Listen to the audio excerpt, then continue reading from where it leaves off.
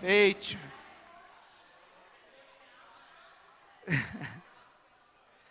Então vamos lá, vamos para a palavra de Deus, de novo. Capítulo 5, verso 15 de Oséias. Irei e voltarei para o meu lugar, até que se reconheçam culpados e busquem a minha face. Estando eles angustiados, cedo me buscarão, dizendo: vinde e tornemos para o Senhor, porque Ele nos despedaçou e nos sarará, fez a ferida e a ligará. Depois de 2 dias nos revigorará, ao terceiro dia nos levantará e viveremos diante dele. Conheçamos e prossigamos em conhecer ao Senhor. Como a alva, a sua vinda é certa, e ele descerá sobre nós como a chuva serôdia que rega a terra. Que te farei, ó Efraim? Que te farei, ó Judá? Porque o vosso amor é como a nuvem da manhã e como o orvalho da madrugada, que cedo passa.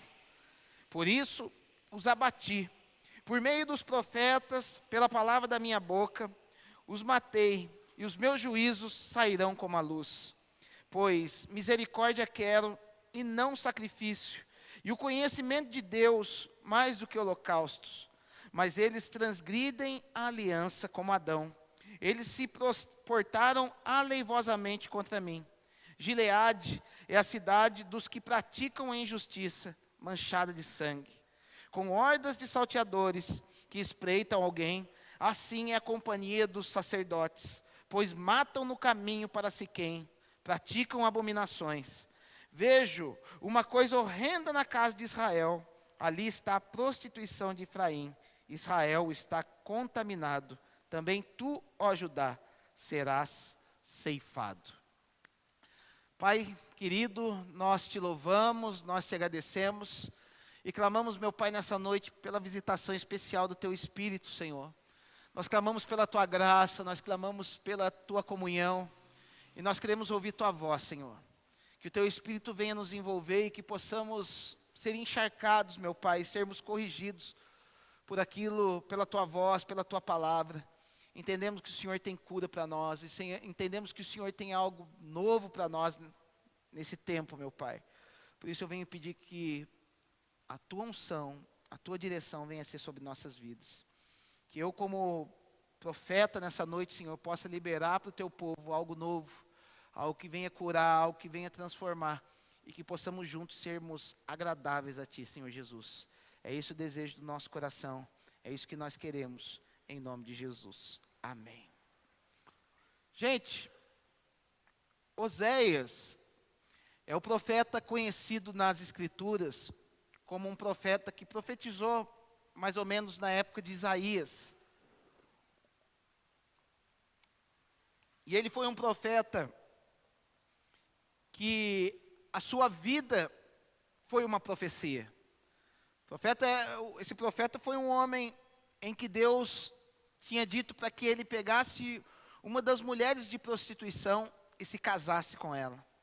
Imagine só, um homem, um profeta que buscava Deus e de repente Deus fala assim para ele, ó, você vai ali no bordelzinho da esquina e você vai pegar uma mulher que está trabalhando lá e você vai se casar com ela.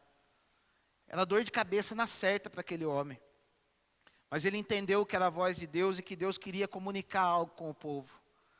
Porque muitas vezes, meus amados, a gente acha que a nossa mensagem vai alcançar o povo através das nossas palavras. Muitas vezes a gente acha que por muito falar, nós vamos fazer com que as pessoas escutem a Deus. Mas o que vai fazer a diferença nas vidas das pessoas vai ser o exemplo daquilo que nós estamos sendo comunicados pelo Senhor e daquilo que nós estamos respondendo a esse chamado. Muitas vezes, nós que somos chamados por Deus, Deus vai requerer algumas coisas difíceis para que a gente possa apresentar a Ele. Mas a velocidade que nós damos a esse chamado é o que vai fazer com que aquilo que Deus quer construir em nós venha a ser refletido na vida de outras pessoas. E foi isso que aconteceu com Oséias. Oséias, ele se casa com essa mulher trai ele por muitas vezes, e pior, em alguns momentos ele vai ver que ela não traía, ela traía ele de uma maneira ainda pior do que aquilo que ela fazia. Porque quando ela se prostituía por dinheiro. Mas quando ela se casa com Oséias, ela passa a se prostituir, ela passa a adulterar com aquele homem a troco de nada. A troco apenas da satisfação dos seus próprios desejos. E ainda assim, Deus falava para Oséias que ele deveria aceitar novamente aquela mulher. É um símbolo do amor de Deus sobre nossas vidas. Em que muitas vezes nós trocamos a Deus por um prato de lentilha. E Deus, Ele está à disposição para aceitar novamente o nosso pedido de desculpas, o nosso arrependimento, a nossa vontade de se reconciliar com o Senhor, desde que haja um arrependimento sincero. E quando Deus ele começa a usar esse homem para profetizar no meio daquele povo, ele cai justamente numa situação muito triste. Porque apesar de tudo aquilo que o povo estava vendo na vida de Oséias, apesar de tudo aquilo que o povo estava ouvindo através de Isaías, porque foi uma época que Deus enviou muito profeta para poder comunicar algo com o povo. Deus ele não parava de comunicar. Ele comunicava muito, falando, vocês estão transgredindo. Vocês estão indo para o caminho errado. Vocês precisam se consertar diante de mim. E o povo achava que não estava acontecendo nada com eles. É sempre aquele pensamento que não mudou ainda nos dias de hoje. Deus é bonzinho. Deus é amor. A pior coisa que nós podemos viver, meus amados, principalmente nesses últimos dias, onde nós vamos ser cobrados muito por isso, é viver esse evangelho de paz e amor. Esse evangelho que muito se fala da graça. A graça, meus amados, é sensacional. A graça é linda. A graça nos dá acesso a coisas que o homem não tinha acesso antes. Só que a graça, ela é muito mais cara do que a lei. A graça, ela foi pago um alto preço por ela na cruz. Mas a graça, ela tem um preço. Porque a gente acha, é pregado por aí, que a lei já não serve mais para nada.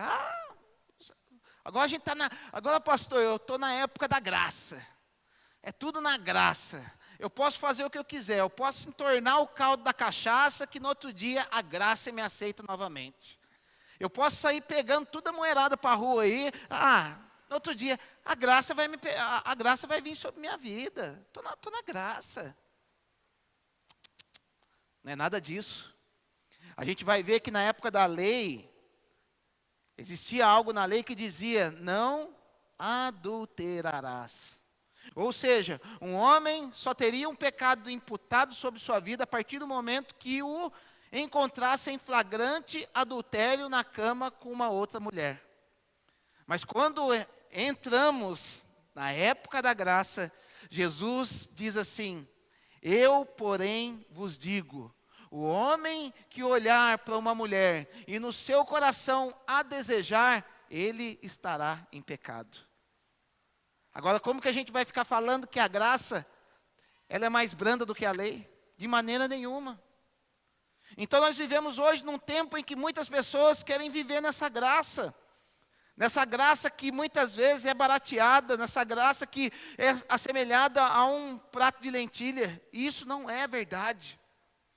Então, por falta de profeta profetizando nesse tempo, meus amados, por falta de profeta, nós não estamos, porque tem muita gente séria profetizando, tem muito pastor que já relativizou tudo.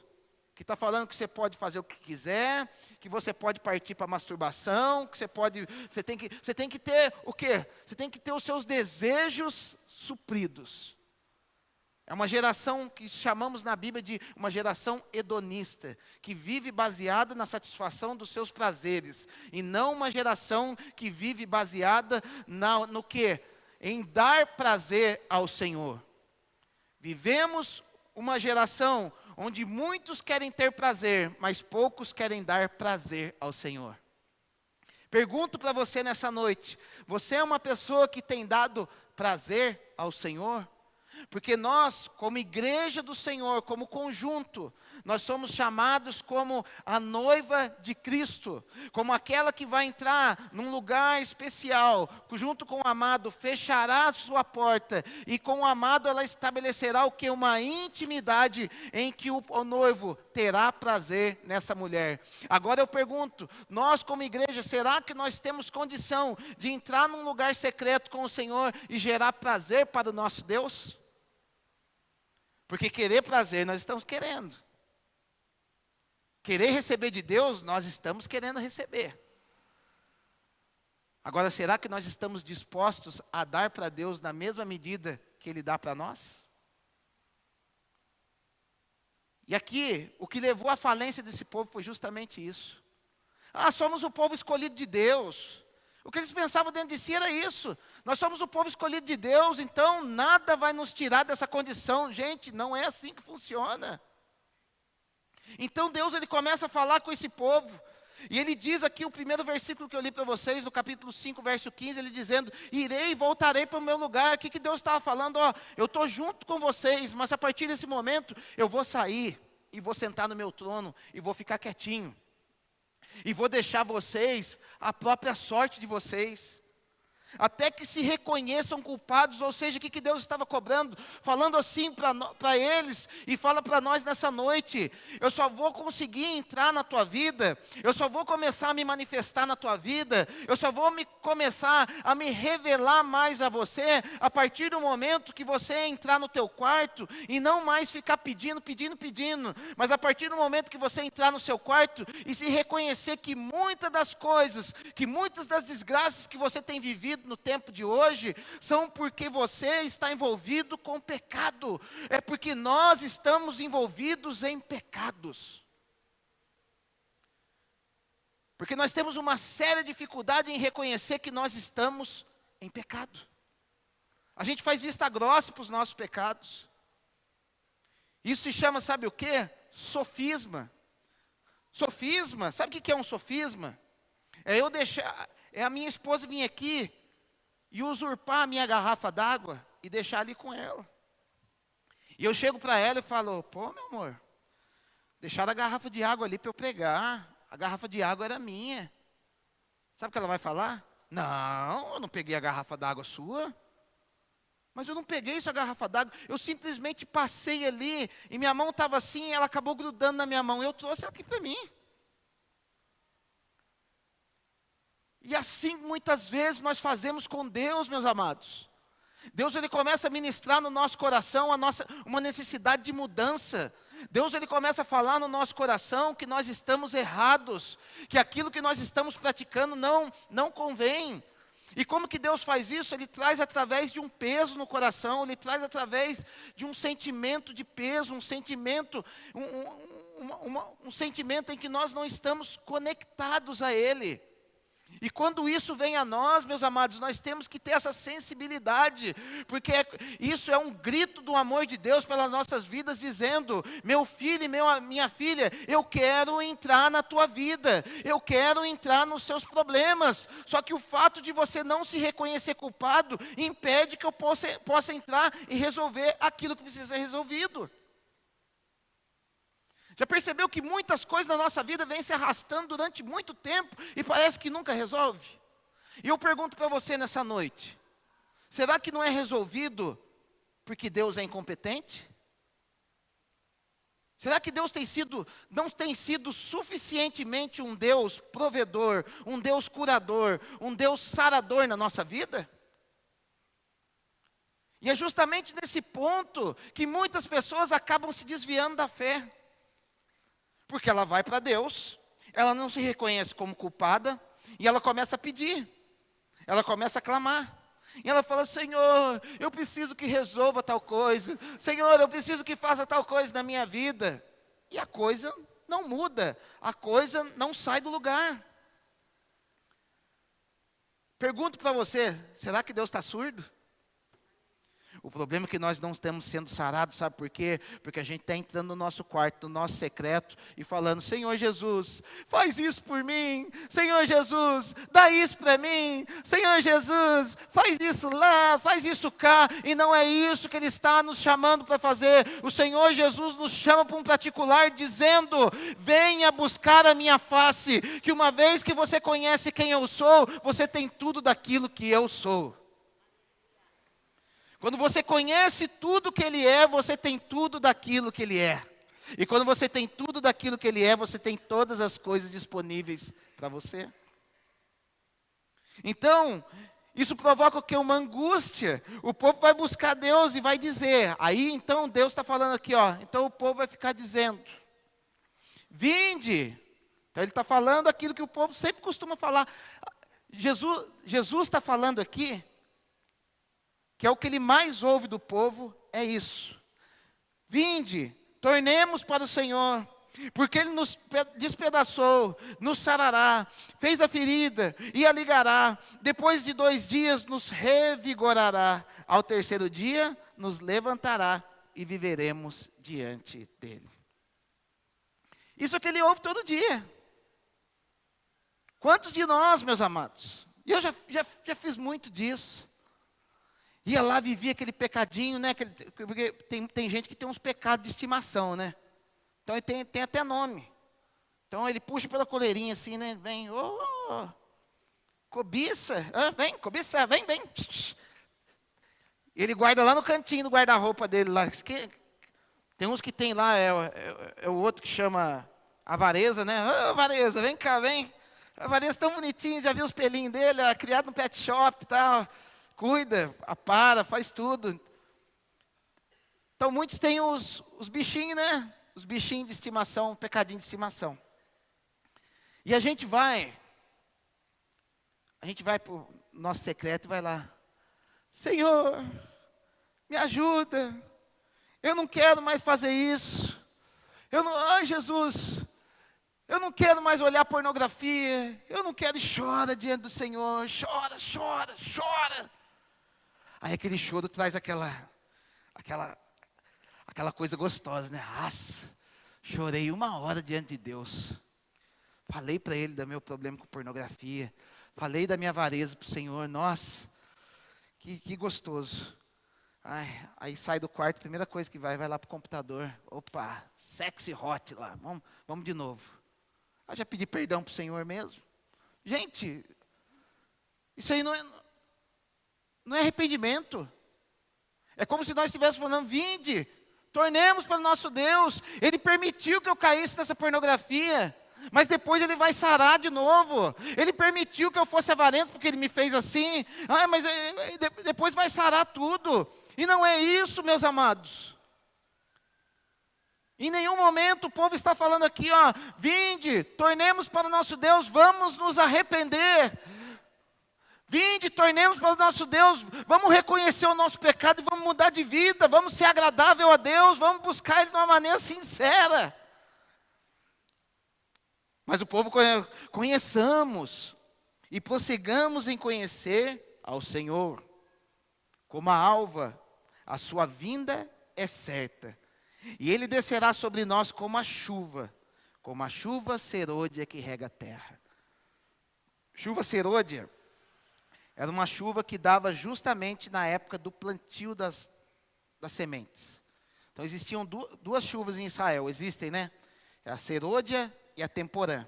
A serôdia, ela dá justamente no período do plantio. E a serôdia, ela dá um pouco antes do período da colheita. Então o que o povo estava falando? Vamos lá. Vamos conhecer o Senhor.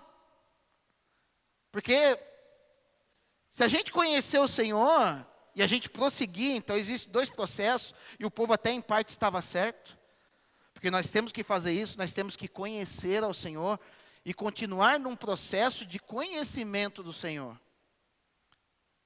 E com certeza, quando você chega nesse estágio, quando você busca o Senhor e continua num processo de conhecimento contínuo, com certeza a sua vinda será certa, com certeza Ele mandará chuva no momento certo, com certeza Ele mandará a tua necessidade no momento certo, Ele vai cuidar de você verdadeiramente como um filho obediente. O problema é que a palavra dessas pessoas era uma palavra sem vontade. Era falar por falar. Era uma palavra justamente quando a gente entra no nosso secreto e a gente fala: Senhor, eu não quero fazer mais isso. Senhor, eu não quero fazer mais isso. Mas você não toma nenhuma atitude para poder resolver isso. E uma vez eu fui diante do Senhor, entre aspas, confessar alguns pecados para o Senhor. Eu falava: Senhor, me ajuda. Eu não quero mais fazer isso. Eu não quero fazer isso lá. E o Senhor me levou lá em Gênesis capítulo 4, falou para mim: o pecado jaz à porta do teu coração, mas cabe a ti dominá-lo. Porque o problema, meus amados, que muitas vezes a gente cria um evangelho romântico. O problema é o tal do romantismo evangélico desses últimos tempos. A gente acha que tudo é um romantismo. Aí a gente vê as pessoas falando besteira aí. Um dia Jesus cura. Um dia Jesus vai fazer. Que ele é amor. Cara, se você não se arrepender, se você não tomar uma atitude, se você não se esforçar para vencer determinadas coisas, as coisas não vão mudar na sua vida. O Evangelho é mudança. O Evangelho é baseado no arrependimento. Sem arrependimento, o Senhor não consegue, o Senhor ele é impedido de se mover ao teu favor. Porque existe uma lei espiritual, existe uma lei, a lei do pecado e da morte, ela já foi vencida. Mas existe uma lei espiritual que é o quê? Se você planta, você colhe. E essa lei é implacável. Então, quando você planta uma sinceridade com Deus, você vai colher daquilo no Senhor. Quando você planta um relacionamento sincero com o Senhor, você vai colher daquilo no Senhor. E Ele vai entender que você é um filho maduro. Então, aí o que Deus vai olhar para eles e vai fazer? O que te farei, ó Efraim? Efraim quer dizer o quê? Israel, a tribo do norte. O que te farei, Judá? Está falando da tribo do sul. Porque o vosso amor é como a nuvem da manhã e como o orvalho da madrugada que cedo passa. Já percebeu, meus amados, que às vezes falta constância na nossa vida? Eu vejo muita gente que é assim: pastor, cara, estou aí na oração segunda-feira, estamos juntos, vamos aí chapar, vamos aí não sei o quê, vamos buscar o Senhor, vamos tal. E eu tenho até medo de uns camaradas que faz isso, gente. Porque eu vejo que quando o cara ele começa a falar isso aí para mim, na outra semana ele vai tombar.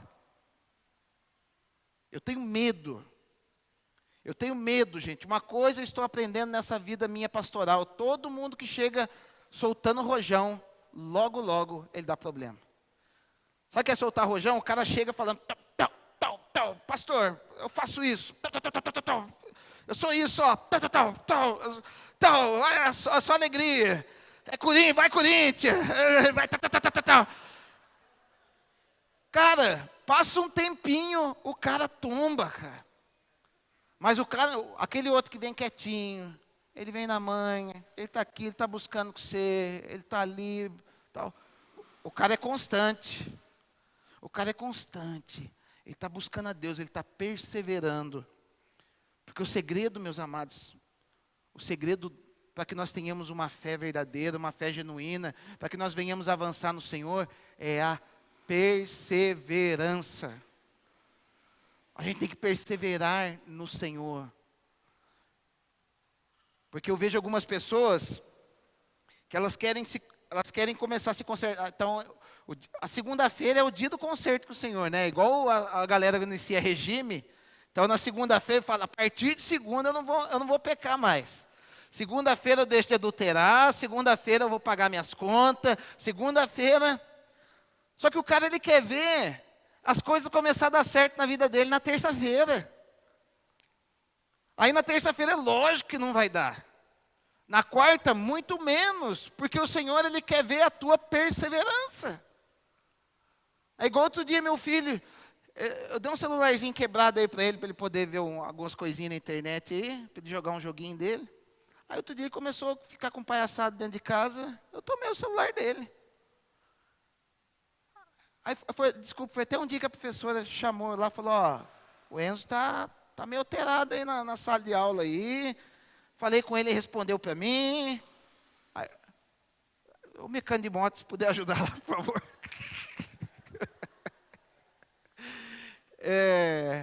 Falei, tá. Aí eu peguei, cheguei dentro de casa e falei, ó, você dá o celular aí, que eu só vou devolver o celular para você quando você melhorar. Aí falou, é só melhorar, pai? Falei, é. Aí isso foi numa terça-feira ou quarta, não lembro. Aí na quarta ele ficou belezinha. Na quinta ele falou, pai, devolve o celular para mim. Eu falei, cara, não, mas você falou que era para eu melhorar. Eu falei, não, eu quero ver uma constância, eu quero ver uma melhora significativa ao longo de um período. Cara, falei para ele, fica sossegado que em menos de um mês você não vai receber seu celular. É no mínimo 30 dias para eu poder te avaliar. Aí eu cheguei no outro dia na porta da escola e falou, não, ó, minha professora elogiou eu aqui, vem cá, puxou lá na professora lá. Ô professora, eu não fiquei bonzinho na sala de aula hoje? Ela ficou, hoje ficou. Falei, então, tá vendo? Ela falou que hoje você ficou. Gente, nós com o Senhor somos a mesma coisa. Somos a mesma coisa e não adianta você querer ficar bonzinho para o Senhor para receber algo dele. Você tem que ficar bom diante do Senhor para poder ser parecido com Ele. A gente tem que sair desse negócio de ficar fazendo de boca para fora. O Senhor quer fazer transformações poderosas dentro de nós, para que você tenha o quê? Um caráter semelhante ao de Jesus dentro do teu coração. Nós estamos vivendo muitas vezes estamos vivendo uma vida de derrotas, estamos vivendo uma vida que não avança, sabe por quê? Porque ainda não houve uma transformação genuína na nossa mente. Tudo vem através de uma transformação genuína na nossa mente, e muitos, meus amados, muitos ainda não foram transformados genuinamente. Sabe por quê? Porque não foram ainda disciplinados, não foram ainda discipulados pelo Espírito Santo. Não estão se deixando ser discipulados pelo Espírito Santo. Porque o que vai fazer diferença na nossa vida, meus amados, se chama discipulado, quer seja um discipulado homem a homem, ou um discipulado pelo próprio Deus na nossa vida. Eu tenho muito medo dessas cruzadas evangelísticas. Porque como que funciona uma cruzada evangelística? O camarada ele vai lá, ele prega para 10 mil pessoas. Aí no final do evento, 1000 pessoas vão lá e aceitam Jesus.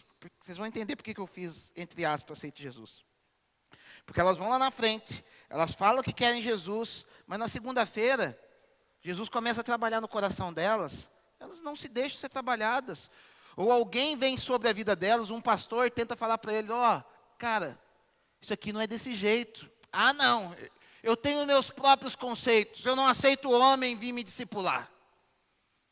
Eu não aceito esse tipo de doutrinação sobre minha vida. O cara não muda, não vai acontecer nada na vida dele. Todos aqueles que foram discipulados e disciplinados por Jesus, eles viraram pessoas diferentes. O problema é que nós, muitas vezes, estamos servindo a alguém, mas esse alguém não é Jesus. Muitas vezes estamos servindo outras pessoas, muitos de nós estamos servindo a nós mesmos, mas poucos estão verdadeiramente servindo a Cristo, deixando com que Cristo seja o seu Senhor. E quem for o teu Senhor, esse será aquele que imprimirá o caráter dele na tua vida. Eu aprendi algo muito importante nesses dias que eu estive na África. Nos períodos que eu estive em Moçambique, qual a realidade que eu vi? A realidade de um país que foi colonizado por portugueses. E pelo fato de terem sido colonizados por portugueses, sabe o que impera lá? A cultura da corrupção. tudo é propina. Então o pastor falava assim para mim, ó, vai sair, sai com o seu passaporte no bolso. Que se a polícia pegar você, a polícia bater o olho em você, vai ver que você não é moçambicano, vai te parar, vai pedir teu passaporte, você não vai ter passaporte, eles vão querer arrancar seu dinheiro. Eles não vão te levar preso não, mas vão tirar seu dinheiro. Às vezes vocês viram as fotos de eu colocando das menininhas lá, né? Dos meninos, das menininhas. E todo mundo falava, vai, traz para a gente poder adotar. Gente, eu queria adotar umas 3 lá. Na hora que eu perguntei para o pastor como que era para poder adotar, é muito pior do que no Brasil. Por quê? Tudo é na base da corrupção. E nós, como crentes no Senhor, nós não participamos disso. E quando você não participa disso, o processo se torna 10 mil vezes mais moroso do que já é. Mas o que eu quero dizer com isso? Pessoas, homens e mulheres sensacionais daquele lugar. Um povo alegre, um povo disposto, uma terra. Esqueçam, meus amados, aquele negócio de África que você vê com terra rachada, que não tem nada disso. Moçambique é uma terra que você joga semente ali, nasce facinho. As pessoas, elas têm hortas nas calçadas da sua casa, ali no lugar onde eu fiquei. Uma terra fértil. Mas sabe qual que é o problema do povo? É um povo que ainda tem uma mentalidade escrava. Eu fui fazer uma célula no meio da favela deles lá, por assim dizer. Então, no chão batido, sem equipamento nenhum, umas cadeiras colocadas, mas um povo que chegava dessa forma e não conseguia olhar nos olhos. Um povo que andava de cabeça abaixada. Um povo que tinha vergonha de falar. Um povo que olhava em mim a solução dos problemas deles. E o que eu ministrei justamente naqueles dias era que Jesus era a solução para os problemas deles. Que se Jesus for o Senhor da vida deles, eles verdadeiramente serão salvos e libertos. Que aquilo que eles são, eles não devem em nada em nós que vivemos aqui num país um pouco mais desenvolvido. Mas o problema é que eles estão num processo de evangelização daquele continente. Estão num processo de evangelização daquele país. Então, muitos missionários estão indo para aquele lugar e está sarando aquela terra. O Moçambique de 5 anos atrás é uma Moçambique totalmente diferente de hoje. Mas é um processo bem lento, por quê? Porque a mente ainda é escrava. A mente ainda entende que o homem que vem de fora é que tem a solução para os problemas deles. O povo ainda tenta o quê? O próprio povo tenta manipular, tenta usurpar o próprio irmão, querendo se dar melhor, sendo que se um ajudasse mais o outro, eles conseguiam chegar num país muito melhor. É um país onde o transporte público de ônibus está chegando agora.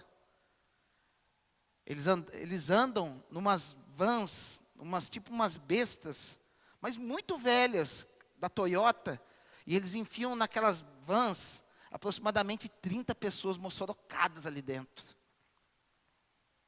Isso porque é um transporte para quem ainda pode pagar, porque o transporte comum lá se chama My Love. Sabe o que é o My Love? É um caminhãozinho de carroceria aberta, onde as pessoas vão sendo enfileiradas no caminhãozinho. E um tem que ficar agarrado no outro. Pelo fato de um se agarrar no outro, eles chamam de My Love. Aquele caminhão carrega mais ou menos umas 50, 60 pessoas. Mas por quê? Ainda há uma mentalidade escrava. Porque foram evangelizados por pessoas que entravam naquele lugar e só queriam arrancar o recurso deles. Só queriam usurpá-los. Só queria tirar o que eles tinham. Então, quando você quando você tem uma mente em que todo mundo quer arrancar de você, qual que é a sua característica? Reter e guardar e esconder dos demais. É a característica do escravo. E muitas pessoas que são escravas do pecado são assim. Elas só querem o quê? Ver o lado dela, ela não consegue olhar para o lado, ela não consegue abençoar pessoas, porque ela sabe que a qualquer momento o diabo vai vir cobrar a conta delas.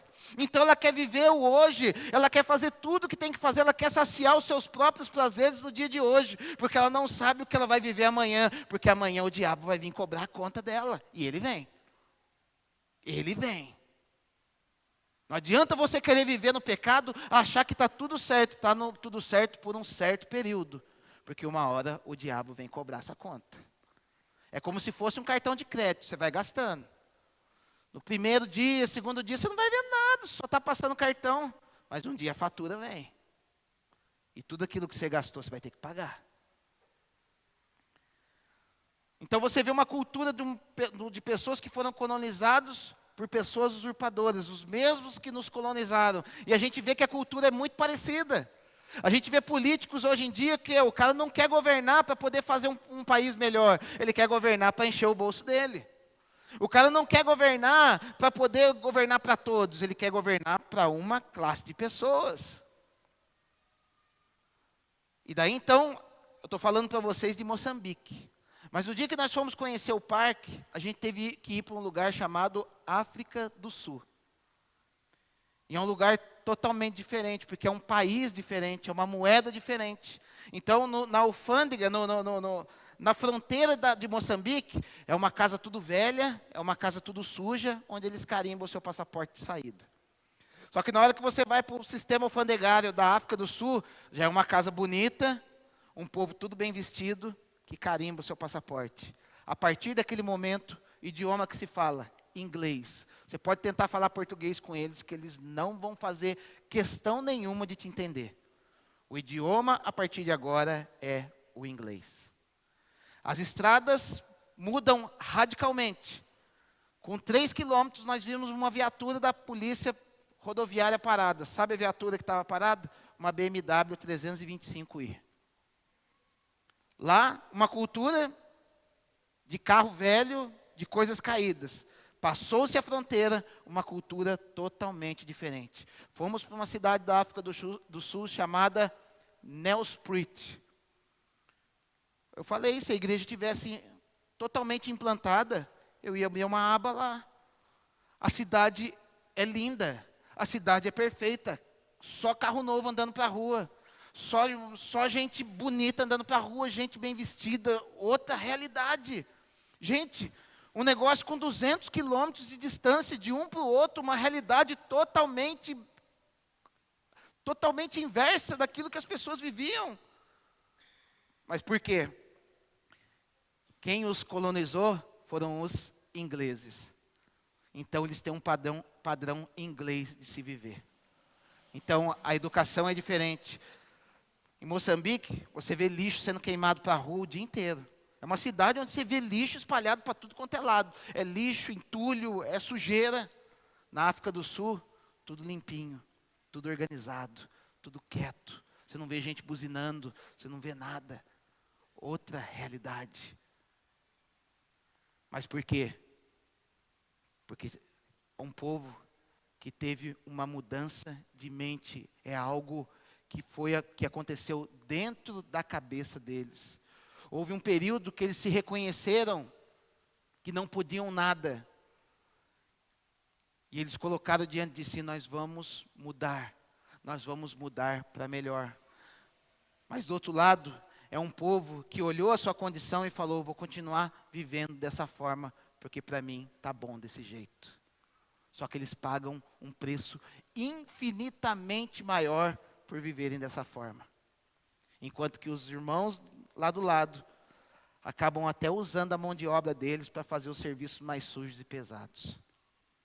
Aí eu pergunto para você, será que nós vamos continuar vivendo, olhando para as pessoas que conheceram a Deus, pessoas que conseguiram ter a mente de Cristo, e vamos continuar admirando essas pessoas e muitas vezes até idolatrando essas pessoas, e não vamos buscar isso para nós?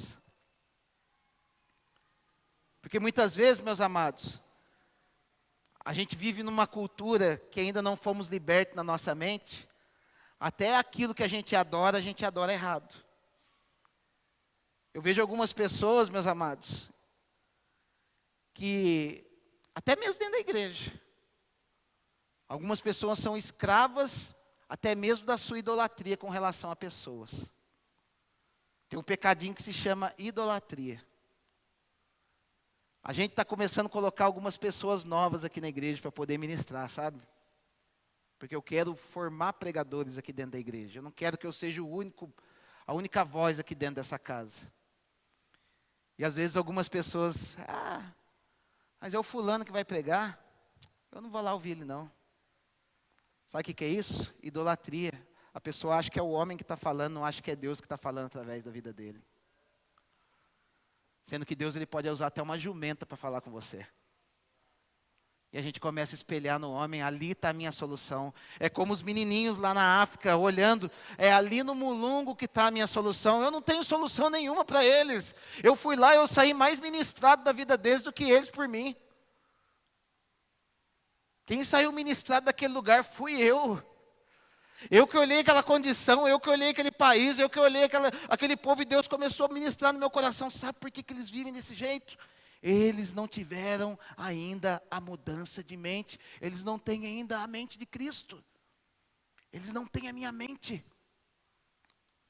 E quando eu colocava a mão sobre a vida daqueles homens, quando eu orava para aquelas pessoas lá no lixão, sabe o que eu falava? Senhor, coloca a tua mente neles. Eu não ficava falando, ai Jesus, tira ele dessa condição, dá dinheiro para ele. Eu não.